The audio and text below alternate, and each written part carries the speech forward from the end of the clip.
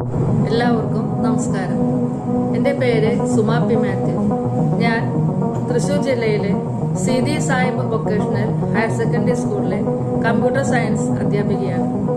ഇന്നത്തെ വീഡിയോ ക്ലാസ്സിൽ നമ്മൾ എടുക്കാൻ ഉദ്ദേശിക്കുന്നത് ജൂനിയർ സോഫ്റ്റ്വെയർ ഡെവലപ്പേഴ്സിലെ യൂണിറ്റ് 5-ലെ സോഷ്യോ ഇമ്പാക്ട് ഓൺ ടെക്നോളജി, അതുപോലെ തന്നെ സൈബർ ക്രൈം എന്നീ ടോപ്പിക്സ് ആണ്. എല്ലാവർക്കും ക്ലാസ്സിലേക്ക് ഹാർദവമായ സ്വാഗതം. ഇന്നത്തെ ക്ലാസ്സിൽ നമ്മൾ ഡിസ്കസ് ചെയ്യുന്നത് ടെക്നോളജി ആരോഗ്യത്തെ എങ്ങനെ ബാധിക്കും എന്നതിനെ കുറിച്ചിട്ടാണ്. How does technology effect your health? 4 രീതിയിൽ പ്രധാനമായും ടെക്നോളജി നമ്മുടെ ആരോഗ്യത്തെ ബാധിക്കുന്നുണ്ട്. അതിൽ first one eye strain, then second musculoskeletal health, then third sleep health, then fourth mental health. ആദ്യമായിട്ട് ആരോഗ്യത്തെ ബാധിക്കുന്നത് കണ്ണുകൾക്കാണ്. അടുത്തതായിട്ട് മസ്കുലർ സ്കെൽറ്റൽ ഹെൽത്തിനെ ബാധിക്കുന്നു. ദെൻ മൂന്നാമത് വരുന്ന പ്രശ്നം ഉറക്കത്തിനാണ്. 4ാമത് നമ്മുടെ മാനസികാരോഗ്യത്തെ ബാധിക്കുന്നു. ഇങ്ങനെ 4 കാര്യങ്ങളിൽ ഈ ടെക്നോളജി നമ്മുടെ ഹെൽത്തിനെ വളരെ പ്രതികൂലമായിട്ട് ബാധിക്കുന്നുണ്ട്. ഇനി digital eye strain. Digital eye strain എങ്ങനെയാണ് സംഭവിക്കുന്നത് എന്ന് നോക്കാം. That is prolonged use of computers, tablets and cell phones can lead to digital eye strain. വളരെ അധിക നേരം കമ്പ്യൂട്ടറിന് മുന്നിലോ ടാബ്ലറ്റിന് മുന്നിലോ അല്ലെങ്കിൽ സെൽഫോൺ യൂസ് ചെയ്തു കഴിഞ്ഞാൽ നമുക്ക് ഈ ഡിജിറ്റൽ ഐ സ്ട്രെയിൻ അനുഭവപ്പെടാനുള്ള സാധ്യതയുണ്ട്. Symptoms of I strain include.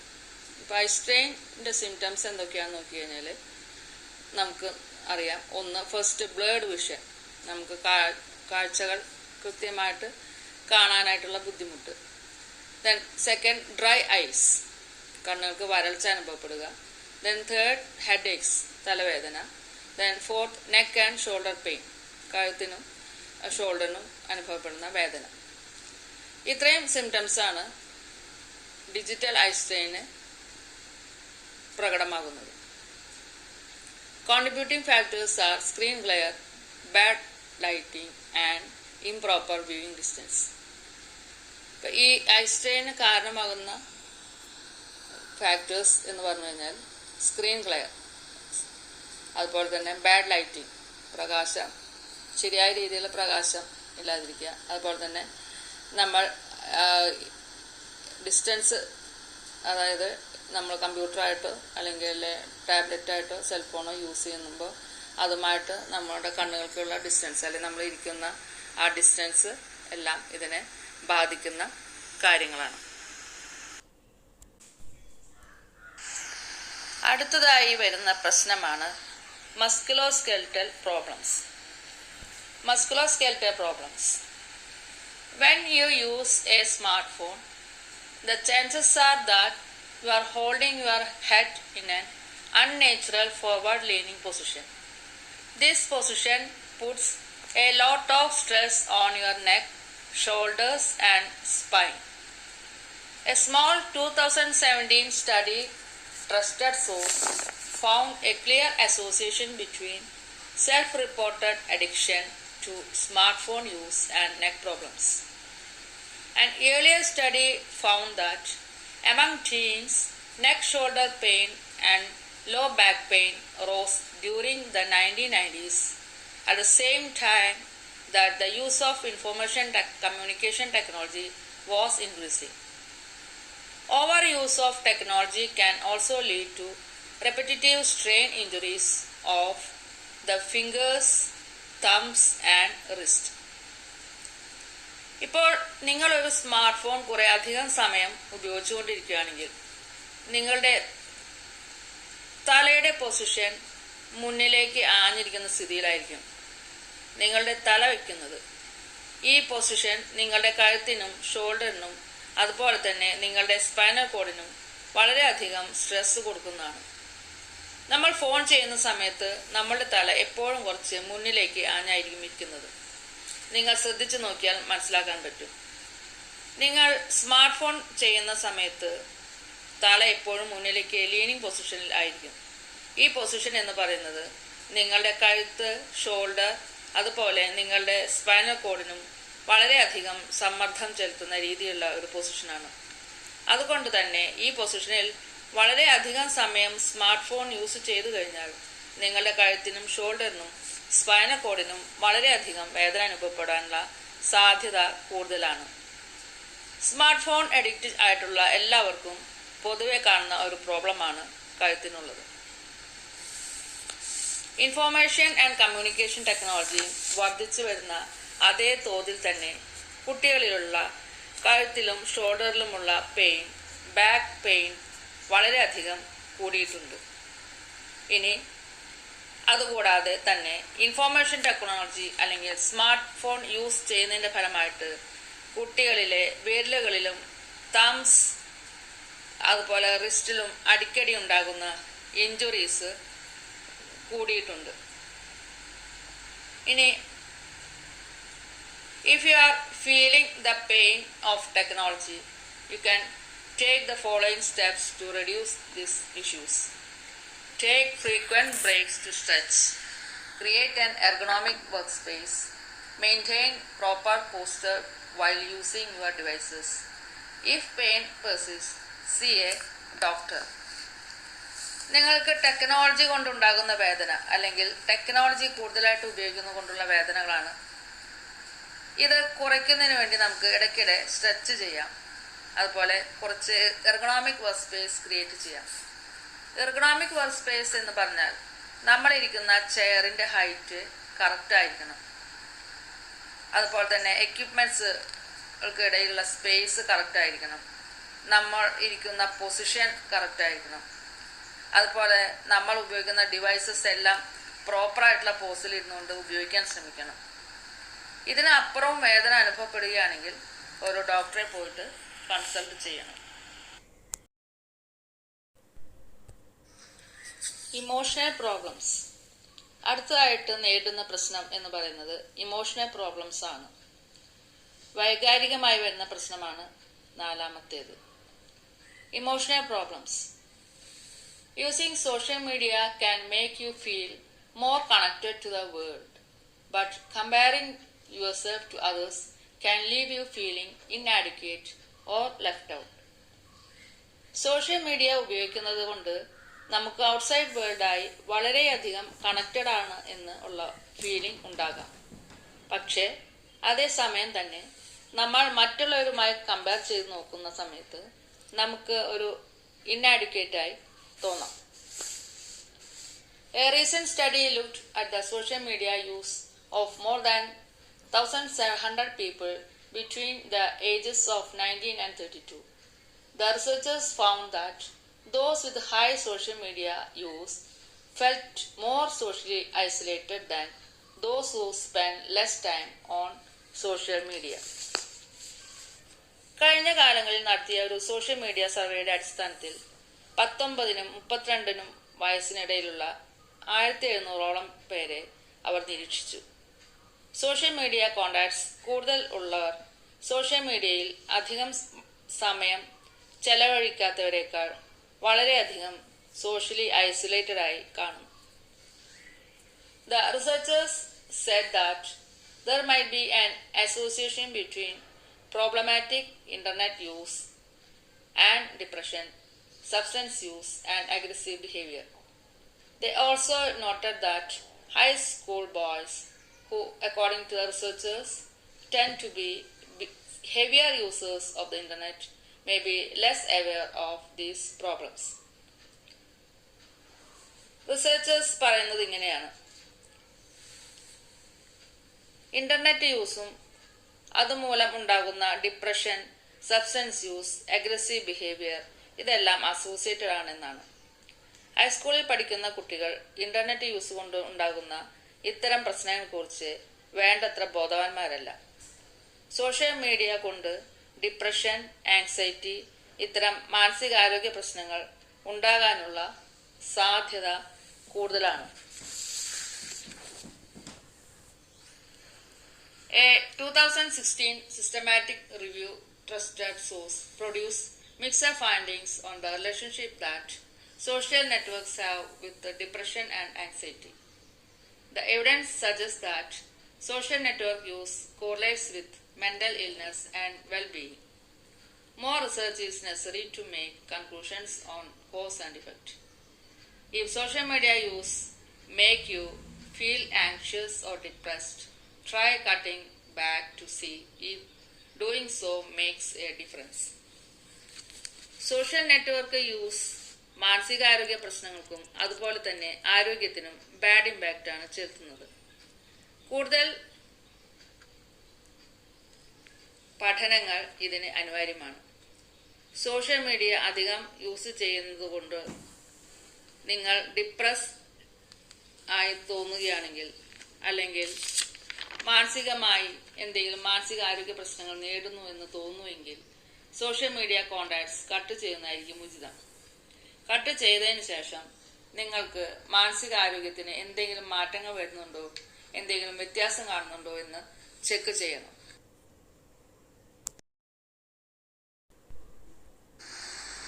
അടുത്തതായി വരുന്ന പ്രശ്നം സ്ലീപ്പ് പ്രോബ്ലം ആണ്. ഉറക്കക്കുറവ്, ഉറങ്ങാനുള്ള ബുദ്ധിമുട്ട് എന്നിവ. Sleep problems. Technology in the bedroom can interfere with sleep in a number of ways. A 2015 study demonstrated that exposure to the blue light that devices emit can suppress melatonin and interrupt your circadian clock. Both of these effects can make it harder to fall asleep and result in you being less alert in the morning. Having electronic devices in the bedroom places temptation at your fingertips, and it can make switching off more difficult. That in turn can make it harder to drift off when you try to sleep.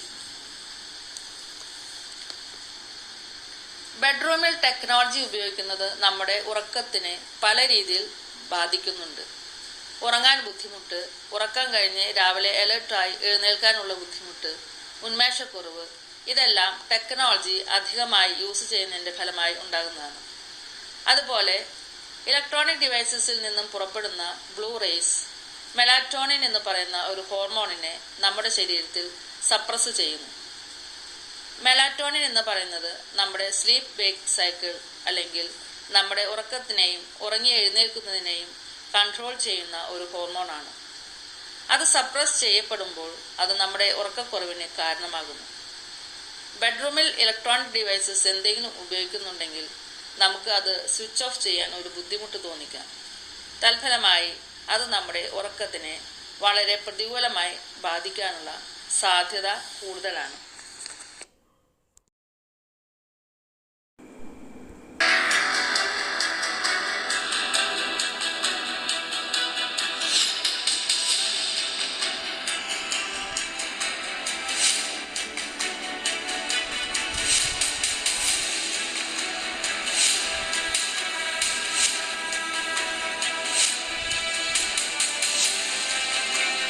Internet, computer, smart phone എന്നിവയുടെ ഉപയോഗം വർദ്ധിച്ചു വരുന്ന ഈ കാലഘട്ടത്തിൽ cyber ക്രൈംസും വളരെയധികം വർദ്ധിക്കുന്നുണ്ട്. Cyber security അതിനാൽ തന്നെ വളരെ പ്രാധാന്യം അർഹിക്കുന്ന ഒന്നാണ്.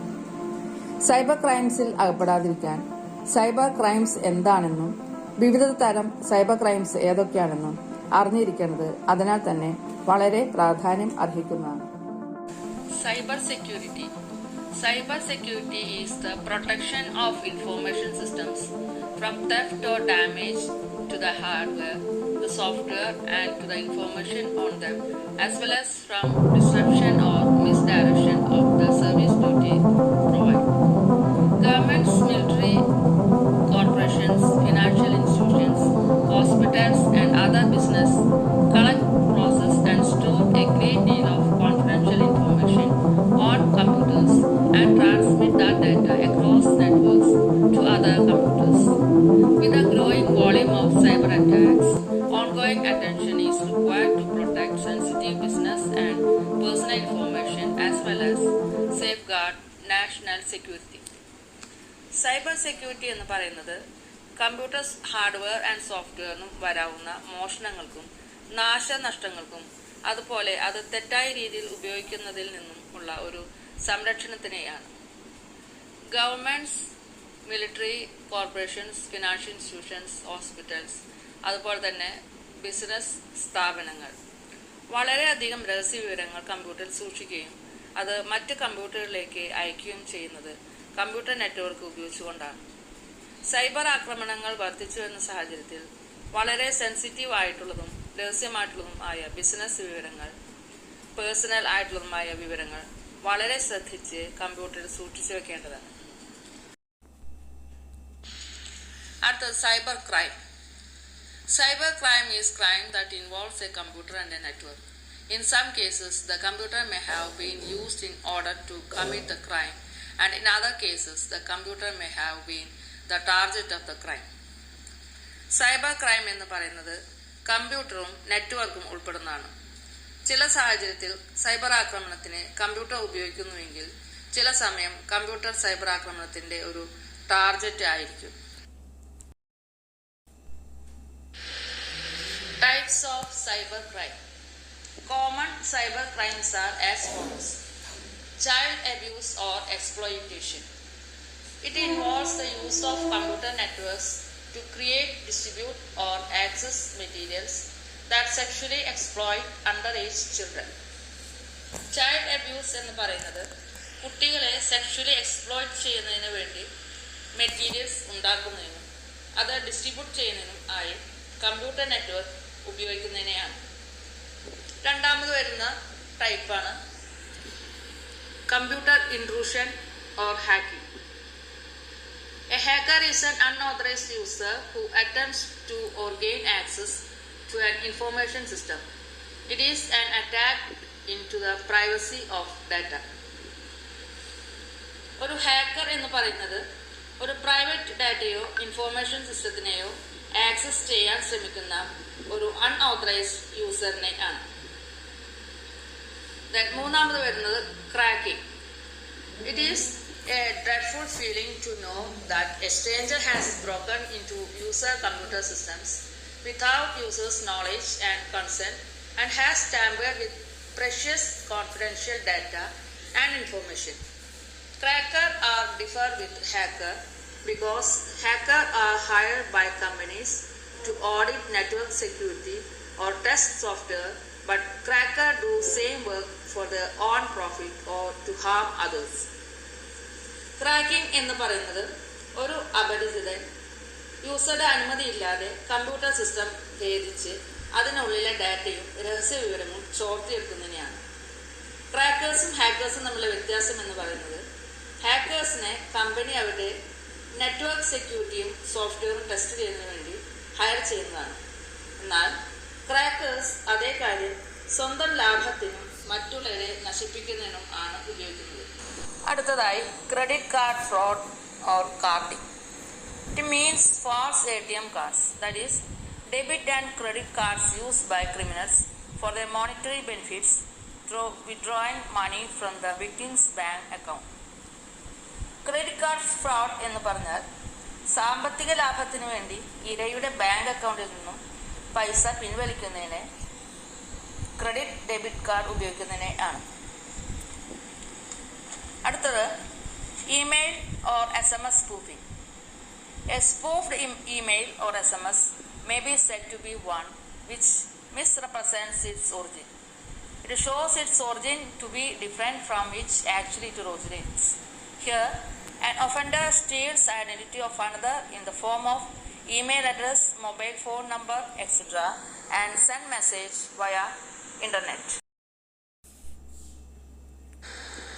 അടുത്ത വരുന്ന ഒരു സൈബർ ക്രൈമാണ് phishing. Phishing means acquire information such as usernames, passwords, credit card details, personal detail, etc. by electronic communication. Phishing commonly uses fake emails or fake messages which contain link of virus or malware, infected fake websites. These websites requires user to enter their personal detail.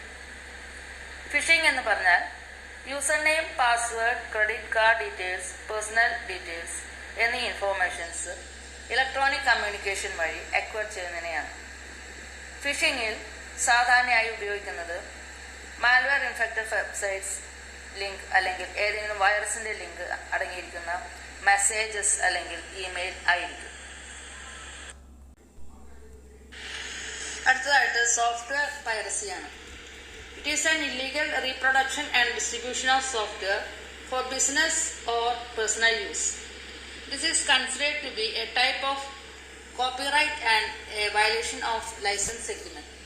Since the unauthorized user is not a party to the license agreement, it is difficult to find out remedies. ബിസിനസ്സിന് വേണ്ടതും പേഴ്സണലായി വേണ്ടതും ആയ software അനധികൃതമായി reproduce ചെയ്യുന്നതും distribute ചെയ്യുന്നതിനും ആണ് software piracy എന്നുകൊണ്ട് ഉദ്ദേശിക്കുന്നത്. Licence എഗ്രിമെന്റിനും കോപ്പിറൈറ്റും software piracy violate ചെയ്യപ്പെടുന്നുണ്ട്. അടുത്തതായി വരുന്ന സൈബർ കുറ്റകൃത്യം എന്ന് പറയുന്നത് denial of service attack.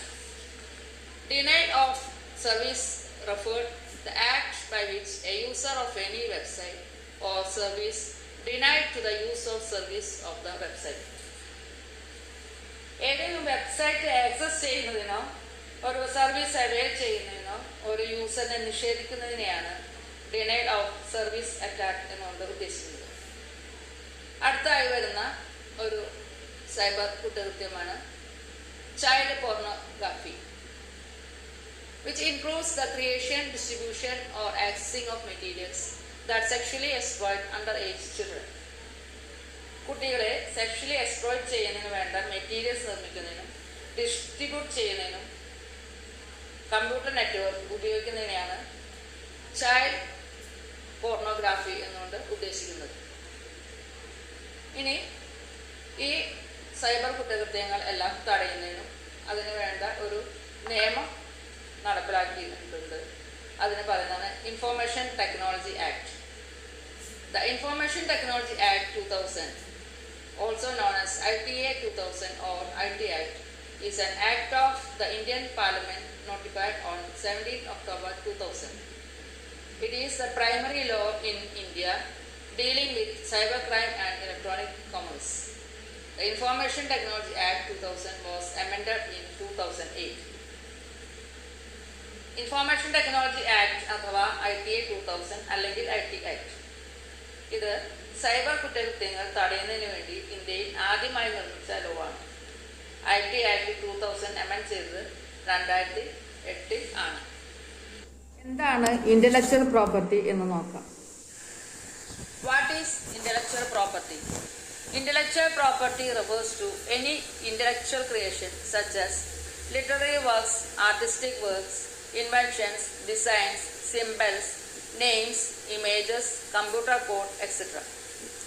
Intellectual property എന്ന് പറയുന്നത് സാഹിത്യപരമായ കഴിവുകൾ, കലാപരമായ കഴിവുകൾ, നൂതനമായ ആശയങ്ങൾ, നൂതനമായ ഡിസൈനുകൾ, സിംബലുകൾ, ഇമേജസ്, കമ്പ്യൂട്ടർ കോഡിംഗ് എന്നിവ ഉപയോഗിച്ചുകൊണ്ടുള്ള ഒരു സർഗാത്മക സൃഷ്ടിയാണ്.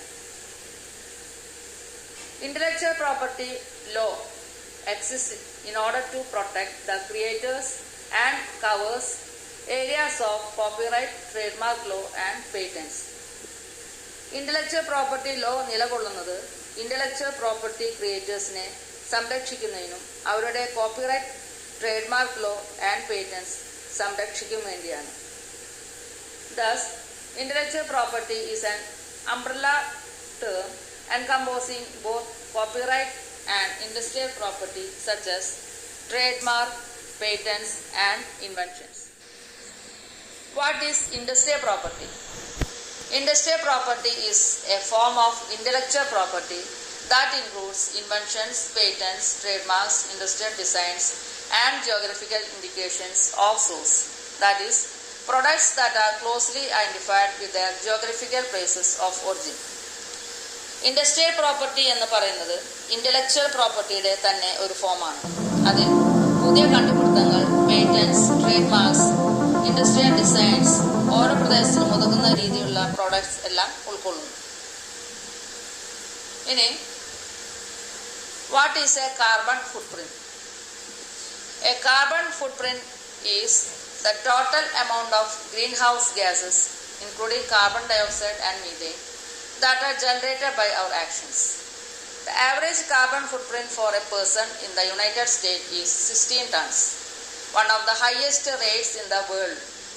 Globally, the average carbon footprint is closer to 4 tons. To have the best chance of avoiding a 2 degree centigrade rise in global temperatures, the average global carbon footprint per year needs to drop to under 2 tons by 2050. Carbon footprint എന്ന് പറയുന്നത് നമ്മുടെ പ്രവൃത്തികൾ മൂലം പുറത്തേക്ക് വമിക്കുന്ന ഹരിതഗൃഹ വാതകങ്ങളായ carbon dioxide, methane എന്നിവയുടെ അളവിനെയാണ്. United സ്റ്റേറ്റ്സിലെ ഒരു വ്യക്തിയുടെ ശരാശരി കാർബൺ ഫുട്പ്രിന്റ് എന്ന് പറയുന്നത് ലോകത്തിലെ തന്നെ ഏറ്റവും വലിയ റേറ്റാണ്, അതായത് 16 ടൺ.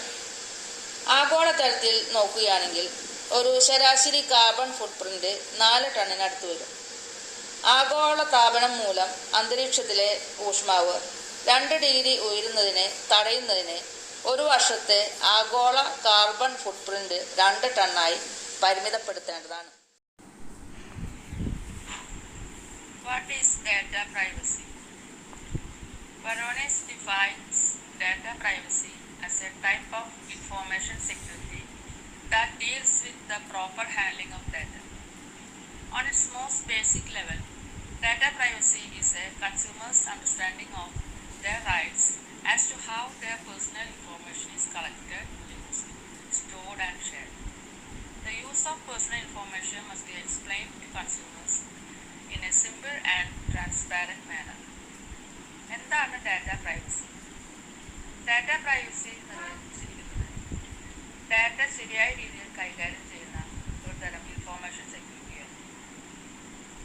അടിസ്ഥാനപരമായി ഡാറ്റ പ്രൈവസി എന്ന് പറഞ്ഞാൽ ഒരു വ്യക്തിക്ക് അവരുടെ പേഴ്സണൽ ഇൻഫോർമേഷൻ എങ്ങനെയാണ് കളക്ട് ചെയ്തിരിക്കുന്നത്, എങ്ങനെയാണ് ഉപയോഗിക്കുന്നത്, എങ്ങനെയാണ് ഷെയർ ചെയ്യുന്നത് എന്ന് അറിയുന്നതിനുള്ള അവകാശമാണ്. When you are online, you are spied by a number of trackers for various purposes. Information mishandling, location tracking. അതായത് ഇപ്പോൾ നിങ്ങൾ ഒരു ഓൺലൈനിൽ വർക്ക് ചെയ്തുകൊണ്ടിരിക്കുകയെന്ന് വിചാരിക്കും. നിങ്ങളെ പല പർപ്പസിന് ആയിട്ട് ട്രാക്ക് ചെയ്തുകൊണ്ടിരിക്കുന്നുണ്ടായിരിക്കും. ചിലപ്പോൾ ഇൻഫോർമേഷൻ മിസ്ഹാൻഡിൽ ചെയ്യുന്നതിനായിരിക്കാം, അതല്ലെങ്കിൽ നിങ്ങളുടെ ലൊക്കേഷൻ ട്രാക്ക് ചെയ്യുന്നതിനായിരിക്കാം. So use a VPN, conduct safe browsing, keep your system up to date, use antivirus, adjust your settings on social media. അപ്പം അതുകൊണ്ട് നമ്മുടെ ഡാറ്റ പ്രൈവസിക്ക് ഒന്നുകിലൊരു VPN യൂസ് ചെയ്യാം, വെർച്വൽ പ്രൈവറ്റ് നെറ്റ്വർക്ക്, അതല്ലെങ്കിൽ സേഫായി ബ്രൗസ് ചെയ്യാൻ ശ്രദ്ധിക്കുക. അതുപോലെ നമ്മുടെ സിസ്റ്റം എപ്പോഴും അപ് ടു ഡേറ്റ് ആക്കി വെച്ചിരിക്കാൻ ശ്രദ്ധിക്കുക. അതുപോലെ നമ്മുടെ സിസ്റ്റത്തിൽ ആൻറ്റിവൈറസ് ഇൻസ്റ്റാൾ ചെയ്തിട്ട് ഉപയോഗിക്കുക. അതുപോലെ സോഷ്യൽ മീഡിയ സെറ്റിങ്സ് അഡ്ജസ്റ്റ് ചെയ്യുക.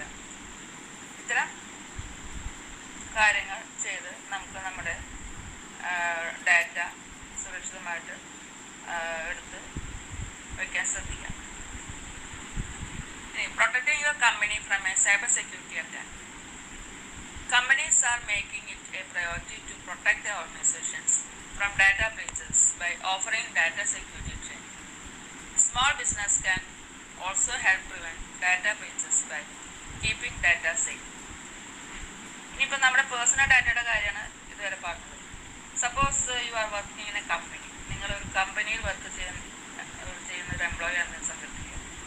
അങ്ങനെ വരുന്ന സമയത്ത് നിങ്ങളുടെ കമ്പനിയുടെ ഡാറ്റയെ സൈബർ അറ്റാക്കിൽ നിന്ന് എങ്ങനെ പ്രൊട്ടക്റ്റ് ചെയ്യാം?